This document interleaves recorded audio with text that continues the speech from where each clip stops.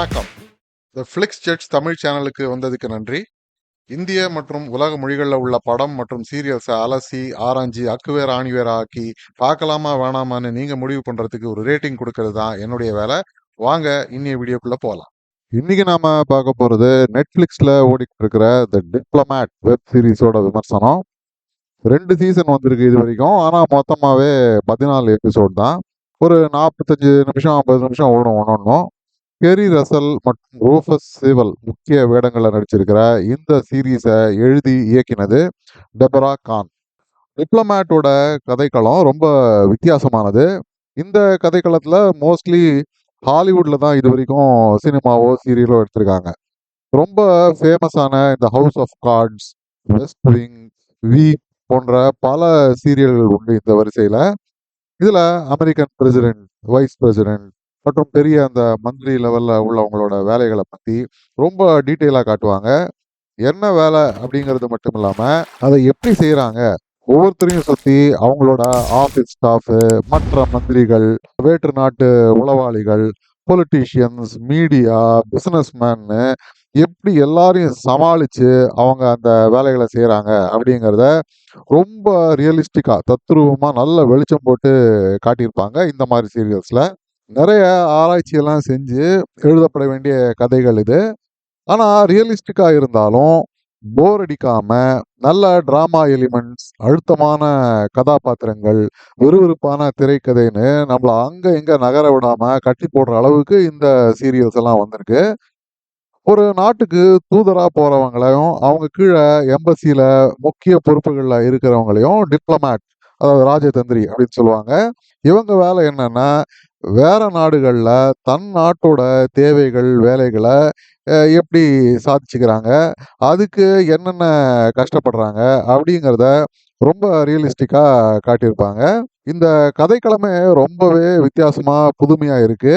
அதுவே நம்மள பார்க்க தூண்டுற வகையில இன்ட்ரெஸ்டிங்கா இருக்கு. அதுக்கே இதோடைய டைரக்டருக்கு நம்முடைய முதல் பாராட்டுகள். கதைன்னு பார்த்தா கேட் வைலரும் அவங்களுடைய ஹஸ்பண்ட் ஹால் வைலரும் 2 பேருமே அமெரிக்கன் டிப்ளமேட்ஸ். தன் வேலைகளை ரொம்ப திறமையாகவும் நேர்மையாகவும் செய்யக்கூடியவங்க கேட்டு. ஆனால் அவங்களுடைய ஹஸ்பண்ட் ஹால் அவங்களோட பெரிய ஜீனியஸ் லெவல் ராஜதந்திரி. ஆனால் பெருசாக நேர்மையெல்லாம் அவர்கிட்ட எதிர்பார்க்க முடியாது. தன் தேவைக்காக யாரை வேணாலும் உபயோகப்படுத்திப்பாரு, எதை வேணாலும் செய்வார். தனக்கு பேர் பதவி கிடைச்சா போகிறோம், தன் வேலை நடந்தால் போகிறோம். ஆனால் இவங்க வேலை செய்கிறது அநேகமாக பல எதிரி நாடுகளுக்கு நடுவில் எல்லாருமே மற்றவங்களை எப்படி கவுக்கிறது அப்படின்னு தான் இருப்பாங்க. துளி கூட தயவு தாட்சியம் எல்லாம் பார்க்க மாட்டாங்க. அந்த மாதிரி ஆட்களுக்கு நடுவில் தன் நாட்டோட காரியங்களை சாதகமாக முடிக்கிறதுக்கு ஹால் வைலர் மாதிரி மனசாட்சியே இல்லாமல் வேலை செய்கிறவங்களால தான் முடியும். இந்த விஷயம் அவர் மனைவி கேட் வைலருக்கும் புரியுது. ஆனால் அவங்களால அதை ஜீரணிக்க முடியாது. இந்த நிலைமையில ஹால் செய்த சில தகுதி திட்டங்கள்னால அவருக்கு போஸ்டிங்லாம் கொடுக்காம சும்மா உட்கார வச்சிருக்காங்க இப்போதைக்கு. கேட்ட திடீர்னு யூகேவோட அம்பாசடரா நியமனம் செய்யறாரு அமெரிக்கன் பிரசிடென்ட். தற்காலிகமா வெட்டியா இருக்கிற ஹால் வைலரும் அவங்களோட சேர்ந்து கூட லண்டனுக்கு போறாரு. கணவன் மனைவிக்குள்ள ஏதோ மனஸ்தாபம், புரிஞ்சிடலாம் அப்படின்லாம் கூட பேசிக்கிட்டு இருக்காங்க. ஆனாலும் ஒரு இமேஜை மெயின்டைன் பண்றதுக்காக 2 பேரும் ஒண்ணா இருக்கிற மாதிரி வெளி உலகத்துக்கு காட்டிக்கிறாங்க. ரொம்ப ஈஸியான ஒரு போஸ்டிங் அப்படின்னு நினைச்சு கேட் போய் சேர்ந்த உடனே பெரிய பிரச்சனை ஒன்று பூதாகரமாக வெடிக்குது. பிரிட்டிஷ் நேவியோட கப்பல் மேலே ஒரு தாக்குதல் நடக்குது. செஞ்சது ஈரானா, ரஷ்யாவா, இல்லை ஏதாவது டெரரிஸ்ட் குரூப்பான்னு ஒரு தேடுதல் வேட்டை நடக்குது. இதில் அமெரிக்காவோட ப்ரெஷர் போட வேண்டிய வேலை வேற அம்பாசடருக்கு இருக்கு. இதெல்லாம் எப்படி செய்கிறாங்க, ஒரு சாதாரண அம்பாசிடர் பிரிட்டனோட பிரைம் மினிஸ்டர் மேலே எப்படி ப்ரெஷர் போடுறாங்க அப்படிங்கிறதுலாம் ரொம்ப ரியலிஸ்டிக்காக நமக்கு காட்டுவாங்க. ரொம்ப ஆச்சரியமாக இருக்கும் இதெல்லாம் பார்க்குறதுக்கு. இது தவிர ஏன் திடீர்னு கேட் வைலரை யூகேக்கு அம்பாசிடராக போட்டாங்க, இதுக்கு பின்னாடி ஹாலோட வேலை ஏதாவது இருக்குதா? சும்மா ஒப்புக்கு சப்பானி மாதிரி ஒன்றும் செய்யாமல் இருக்கிற மாதிரி இருக்கிற ஹால் சைடில் என்ன மாதிரி வேலையெல்லாம் செய்கிறாரு, ஏன் செய்கிறாரு? அப்புறம் இந்த பிரிட்டிஷ் ஃபாரின் ஆஃபீஸ், இந்த பொலிட்டீஷியன்ஸ், தன்னோட ஆஃபீஸ் ஸ்டாஃப் எல்லாத்துக்கும் மேலே தன் ஹஸ்பண்ட் ஹால், இவங்க எல்லாரும் எப்படி மேனேஜ் செஞ்சு தன் நேர்மையும் கைவிடாம கேட் தன்னுடைய காரியங்கள்ல வெற்றி அடைகிறாங்க அப்படிங்கிறது தான் டிப்ளமேட்டோட மொத்த கதையே. முதல் சீசனோட தொடர்ச்சி தான் 2வது சீசன். மேல அடுத்த சீசனும் வரும். ஆனா 2வது சீசன் வரைக்கும் பார்த்தாலே, மெயினா இவங்க எடுத்துக்கிட்ட அந்த கதைக்கு ஒரு நல்ல முடிவு நமக்கு தெரியுது. அதனால முழு கதை வந்தா தான் பார்ப்பேன் அப்படிங்கிறவங்களுக்கு எந்த பிரச்சனையுமே இல்ல. நம்பி பார்க்கலாம். இந்த சீரியலோட ரொம்ப முக்கியமான ஸ்ட்ரெங்த்தே இதோட பாத்திர படைப்பு தான். கேட் வைலர் மற்றும் ஹால் வைலரோட பாத்திரங்கள் எழுதப்பட்ட விதம் அமர்க்களம். ரொம்ப நல்லா டெவலப் பண்ணியிருக்காங்க. கேட் வைலர் எல்லாரையும் போல ஒரு சாதாரண மிடில் கிளாஸ் புரொஃபஷனல் மாரி தான். ஆடம்பரம், படாடோபம் இதெல்லாம் அவங்களுக்கு சரிப்பட்டே வரதில்ல. ஆனா ராஜ தூதுவரா அப்பாயிண்ட் பண்ண பொழுது, வெளியில பார்க்குறவங்களுக்கு அவங்களுடைய ஹேர் ஸ்டைல்லேருந்து, அவங்க போடுற செருப்பு, ட்ரெஸ்ஸோட கலர்ன்னு எல்லாமே சரியா இருக்கணும். எல்லாத்துலயும் ஒரு பாலிடிக்ஸ் வேற இருக்கு. யாரோட பேசுறாங்க? ட்ரெஸ் இருக்கும்பொழுது எப்படி நடந்துக்கிறாங்க? எல்லாத்தையும் பார்த்து, பார்த்து இவங்களோட டீம் வந்து ஆர்கனைஸ் பண்ணுவாங்க. ஒரு குறிப்பிட்ட எம்பியோட இவங்க ஃபோட்டோல ஒரே ஃப்ரேம்ல விழுந்துறக்கூடாது அப்படிங்கிறதுக்காக, இவங்க செய்ற டிராமாலாம் பார்த்தாலே உங்களுக்கு இதோடைய சீரியஸ்னஸ் புரியும்.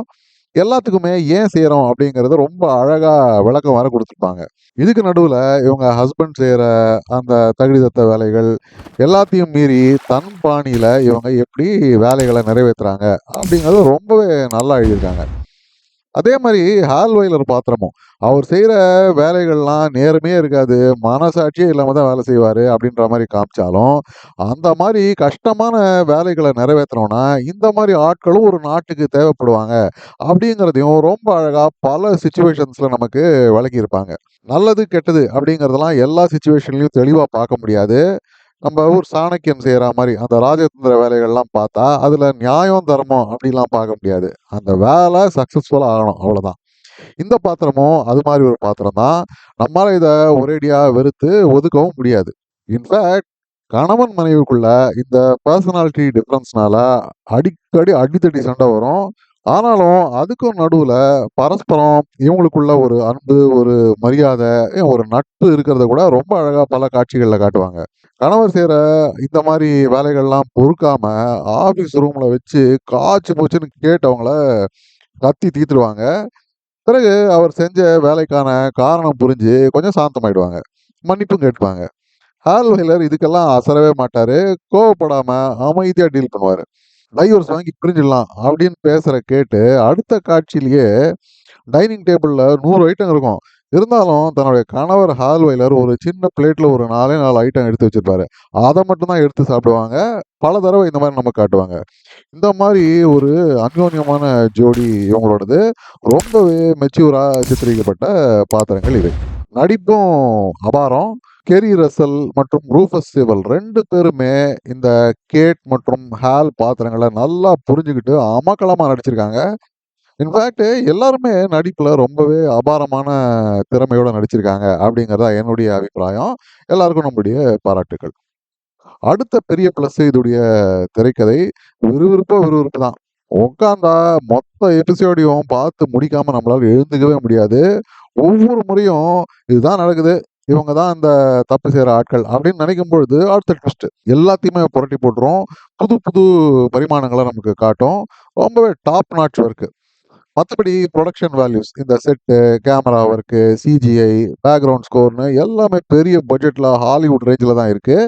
குறைன்னு பார்த்தாக்கா, இந்த லெவல்ல ஒரு அரசியல், டிப்ளோமசி, அப்புறம் அமெரிக்கன் பாலிடிக்ஸ் இதெல்லாம் பத்தி ஒரு பேசிக்கான புரிதல் இல்லாதவங்களுக்கு, இந்த சீரியலோட ஒரிஜினாலிட்டி சரியா புரியாது. கதையோட அந்த நுணுக்கங்கள், அந்த விறுவிறுப்பு ரொம்ப இம்பாக்ட்ஃபுல்லா இருக்காது. அத அவங்களால சரியால அப்ரிஷியேட் பண்ணவும் முடியாது. அதனால நான் ஏற்கனவே சொன்ன மாரி, இந்த ஹவுஸ் ஆஃப் கார்ட்ஸ் மாதிரி சீரியல் பார்த்து அது உங்களுக்கு பிடிச்சிருந்தா, கண்டிப்பா இந்த சீரியல மிஸ் பண்ணவே பண்ணாதீங்க. இன்ஃபாக்ட் ஜெனரல் ஆடியன்ஸும் கண்டிப்பா ஒரு முறை ட்ரை பண்ணி பாருங்க. இந்த மாரி சீரியல்ஸோட ஃபேன் ஆறதுக்கான வாய்ப்பு நெறையவே இருக்கு. இதோடைய மெச்சூரான சப்ஜெக்ட் மற்றும் சில காட்சிகள்னால, இது ஒரு ஏ சர்டிஃபைடு சீரியல். இந்த சீரியலுக்கு நான் குடுக்கக்கூடிய ரேட்டிங் 8 அவுட் ஆஃப் 10 ஸ்டார்ஸ். மீண்டும் ஒரு முறை இன்னொரு விமர்சனத்தோட உங்களை சந்திக்கும் வரை நன்றி, வணக்கம். இந்த வீடியோ பிடிச்சிருந்ததுன்னா லைக் பண்ணுங்க, ஷேர் பண்ணுங்க, சப்ஸ்கிரைப் பண்ணுங்க. உலகத்தரமான படம் மற்றும் சீரியல்களை நீங்க பார்க்கணுங்கிறதுக்காக பல சினிமா சீரியல்களை பார்த்து அதிலேருந்து சரியானதை மட்டும் அடையாளம் காட்டுறது தான் இந்த சேனலோட குறிக்கோள். நன்றி.